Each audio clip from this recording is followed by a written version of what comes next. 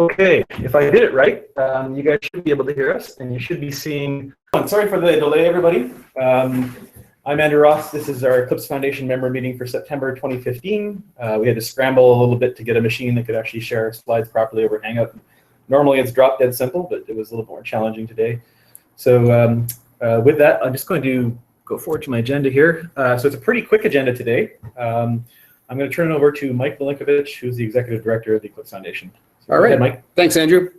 So let's just dive right into it. I'll be doing my usual Executive Director's update, which consists of the membership updates, a little bit on finances. Going to be talking about the new program that we've got under construction for funding IDE and platform enhancements. Then some updates on the working groups, and then finally close off with some comments about the EclipseCon France that just happened back in June and the upcoming EclipseCon Europe. So with that, let's jump into the membership update. So we're up to 242 members as of the end of August with the 12 strategic members. And we are now getting fairly close to 1,300 committers, which would be a new high watermark, which is great. So if you look at that from a trending perspective, we have, as you can see, that's the most members that we've ever had. So great to see that steady growth there. And just want to welcome some new members since June of 2015. So ASM and Norcom, and actually Science and Computing AG all are participating because of OpenMDM. CartoDB and the Radiant Group joined in because of Location Tech, and Huawei and Zolartia became members because of IoT. So we're very excited to have the new members and welcome all of you. The next topic related to the membership is that for the first time in quite a few years, actually, we had a vote of the membership at large. And the reason was we have a potential new member called NGA, the National Geospatial Intelligence Agency in the US, that wanted to participate in Location Tech. However, they were precluded from signing our agreement because of its stipulation of New York state law. So we passed a resolution giving the EMO the ability to modify the membership agreement in certain circumstances where it would be impossible for a potential member to join. And obviously, we want to make the minimal possible changes and make sure that the membership agreement remains the same effectively for all members. So we had the vote.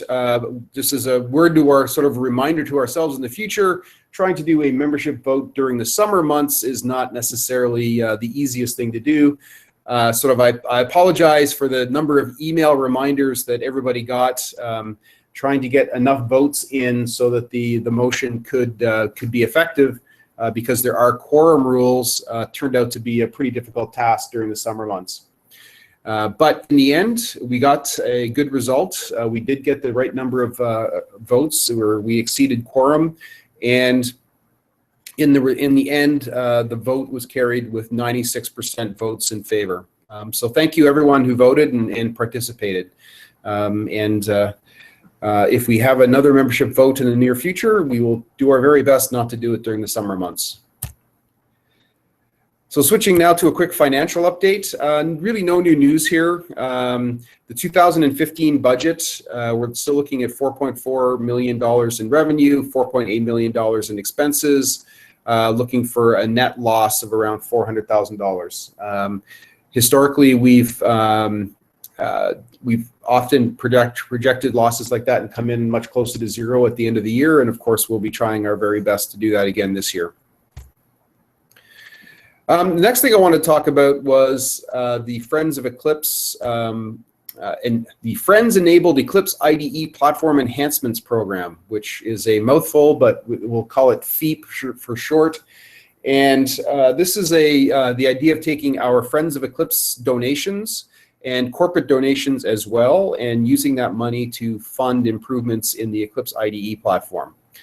So This is the way that we're going to go about doing it. The guiding principles for this, of course, openness and transparency is key.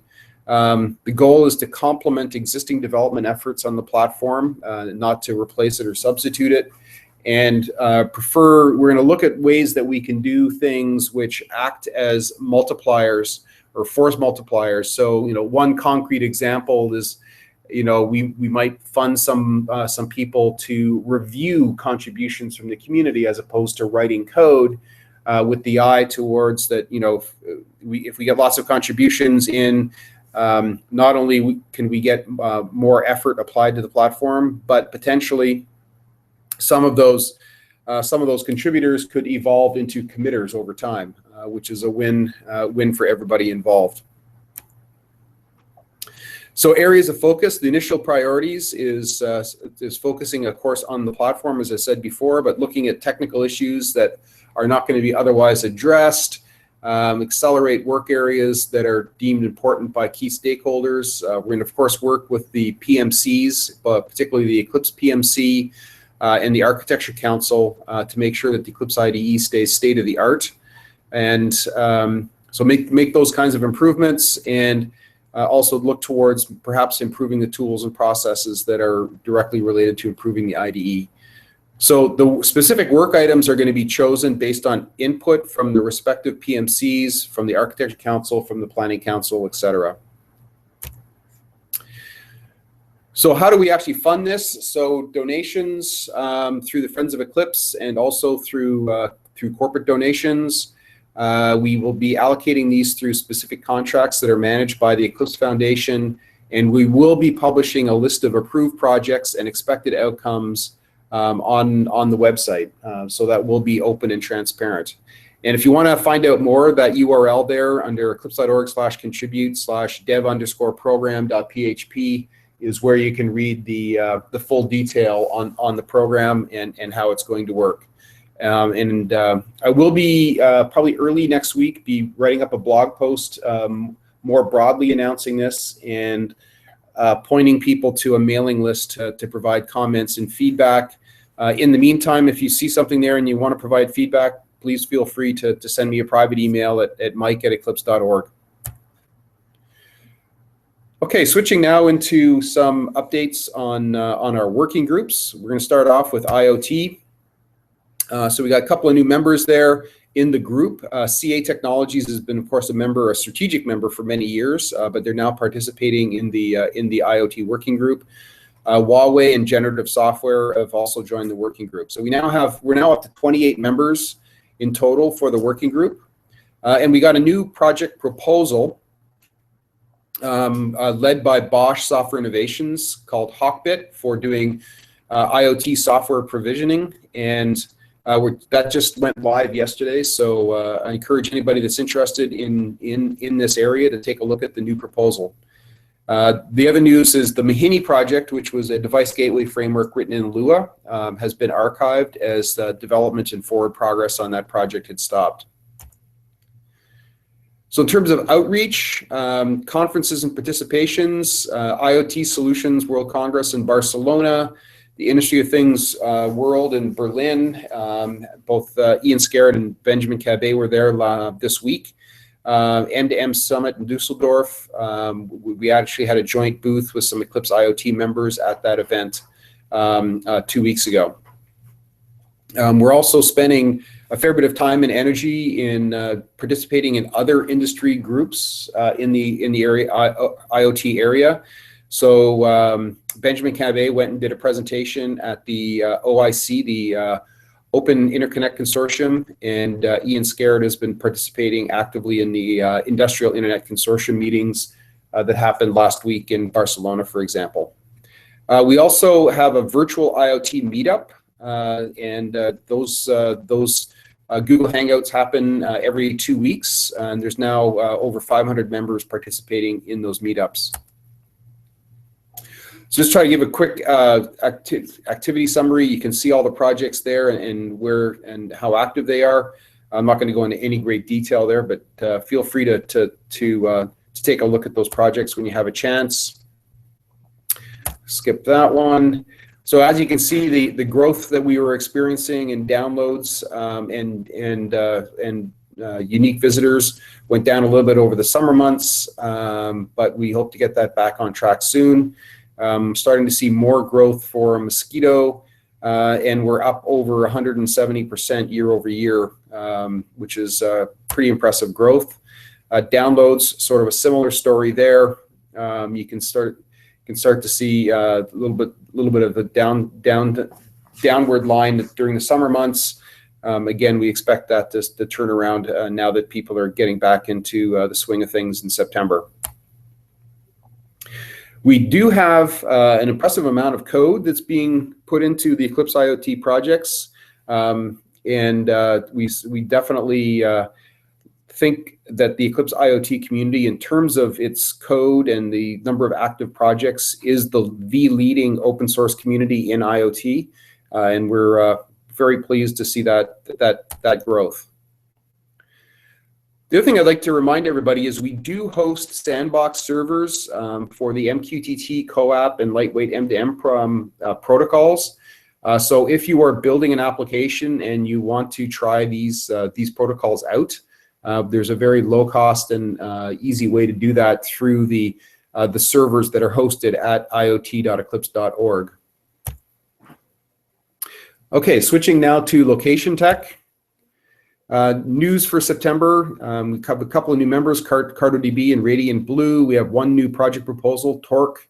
There's a lot of activity in the Facebook Open Academy, which is starting for this fall term, and a lot of outreach activities with the Location Tech Tour, the Fed Geo Day coming up, and planning for FOSS4G North America in 2016.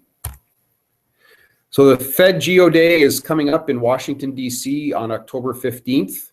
And it's in Washington, D.C., and as you can imagine, it's specifically focused on open source geo applications in the U.S. federal government. And they're obviously very active and interested in participating. So the next one, science. Activities there is they had their annual meeting in Trondheim in Norway. Picture on the next slide.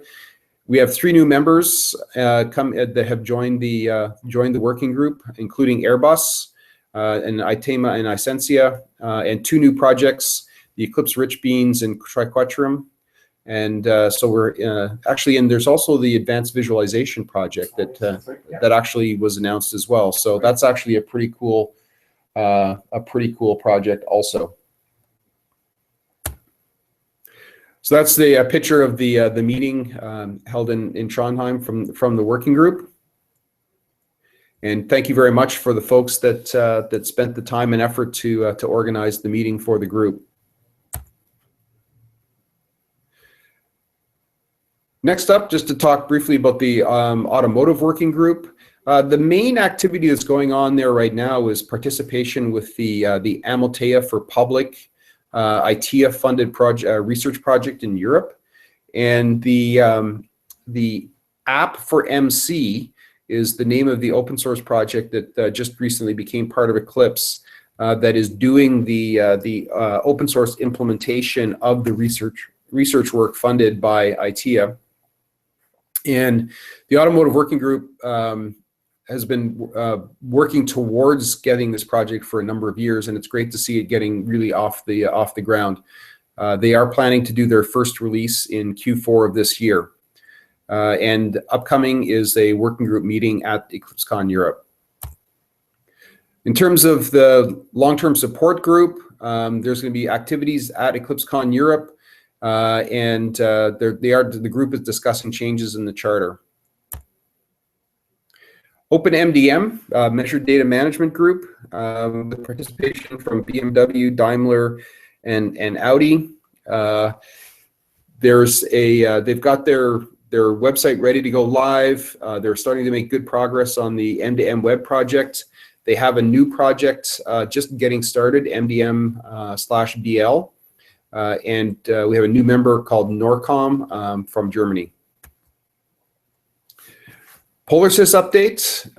We have 2 new members, academic members, both from Canada, Queen's University and École de Technologie Supérieure de Montréal. Both joined as guest academic members and are planning on being active and participating. We're actually going to have a modeling event at Queen's University on October 8th, and myself, Gail Blondell, and Ralph Mueller will all be visiting Queen's that day to participate. The biggest highlight for the PolarSys group is the progress that's being made around the Papyrus Industrial Consortium. So this is a group of companies that are coming together to help fund development for Papyrus, which is a UML modeling tool and SysML modeling tool. So this is a great opportunity for user companies to band together to fund development for an industrial strength UML modeling tool, and it's largely been supported by, and actively supported by Ericsson, who's invested a lot in getting this group off the ground. And we're really looking forward to getting this going in Q1 of next year. Number of successful events that PolarSys has been involved in, particularly the INCOSE Symposium in Seattle, Washington. INCOSE is a group that's very much interested in large-scale systems engineering, and PolarSys as an open source solution for that is a lot of synergy there. Coming up soon, next week, is the Models Conference that happens to be located this year here in Ottawa. And they have a workshop on open source in model-driven engineering, and I'm actually doing the keynote there. And we're going to have an event hosted at a bar in Ottawa for folks that are interested in open source modeling. And of course, coming up at EclipseCon Europe, PolarSys will be well represented there. They're going to have an unconference. And they'll also be participating in the IoT Playground. Switching now to the conferences. Back in June, we hosted our EclipseCon France in Toulouse. We set a new high watermark for attendees, 267, and did really great. All the feedback that we got on the event was very, very positive. And we were very happy with the outcome. It was a great community event. Coming up soon, we're only about 6 weeks away now, I guess. We have the EclipseCon Europe. This is going to be our 10th event in Germany, so we're pretty pumped about that. We have 7 technical tracks, including some specially themed day around Papyrus, IoT, project quality, and location tech. And we have lots of networking and learning opportunities with a new hackathon that Wayne Beaton will be helping to lead, a mentor meetup, and an unconference. We're also pretty excited about the keynotes. All 3, I think, are going to be just great, and so I think that there's going to be a lot of good content at EclipseCon Europe, and very much looking forward to seeing everybody in Ludwigsburg near Stuttgart in a few weeks. Coming up is EclipseCon North America, so please save the date, March 7th to 10th in Reston, Virginia. We were there at that location, I think, 3 or 4 years ago, and it's a great hotel, great location. So we're definitely looking forward to it there. So please mark that on your calendar and plan on joining us in Reston, Virginia. Another conference that we're helping to run, we did this earlier this year. Phos4G North America 2016 is going to be run by the Location Tech Group again, and it's going to be held in the first week of May in Raleigh, North Carolina. So looking forward to that event as well. All right, now I'm going to turn it over to Wayne Beaton to talk about projects. Maybe you should sit over there.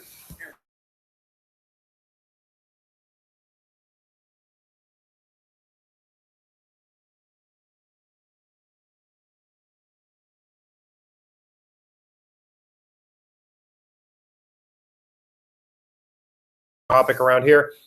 This year we've changed the tone a little bit. In the past, we have referred to service releases, SRs.